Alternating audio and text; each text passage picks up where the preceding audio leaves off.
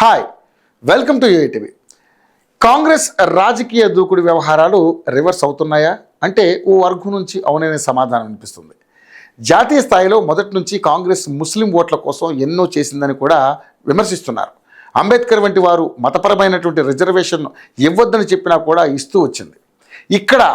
ఎక్కడా చూసుకున్నా కూడా కాంగ్రెస్ అధికారంలో ఉన్న రాష్ట్రాల్లో ముస్లిం ఆధిపత్యం పెరుగుతుందని ఆ వర్గం ఆరోపిస్తుంది. ఈ మధ్యకాలంలో చూసుకున్నట్లయితే తెలంగాణలో కాంగ్రెస్ అధికారంలోకి వచ్చిన తర్వాత జరిగిన సంఘటనలు అన్నీ మనకు తెలుసు. తాజాగా పెద్దమ్మ తల్లి ఆలయాన్ని అన్యాయంగా కూల్చేశారు. ఈ వ్యవహారంలో అనిత అనే పేరు బలంగా వినిపిస్తుంది. గుడి కూల్చకుండా ఉండాలంటే డబ్బులు డిమాండ్ చేసిందని వాదన కూడా వినిపిస్తుంది. అయితే ఇది ఎంతవరకు నిజమనేది ఆధారాలు ఉంటే కానీ తేల్చలేం. అయితే ఈ గుడి కూల్చివేత వెనక చాలా పెద్ద కుట్ర ఉందని కేంద్ర సహాయ మంత్రి బండి సంజయ్ అన్నారు. కాస్త డీప్గా వెళ్తే అది నిజమే అనిపిస్తుందని అక్కడి స్థానికులు చెప్పడం జరిగింది. ఎందుకంటే జూబ్లీహిల్స్ ఎమ్మెల్యే గత కొంతకాలం కిందట గుండెపోటుతో మరణించారు. దీంతో అక్కడ ఉప ఎన్నికలు అనివార్యమయ్యాయి. అయితే ఈ నియోజకవర్గంలో అత్యధిక శాతం ముస్లిం ఓట్లు ఉంటాయి.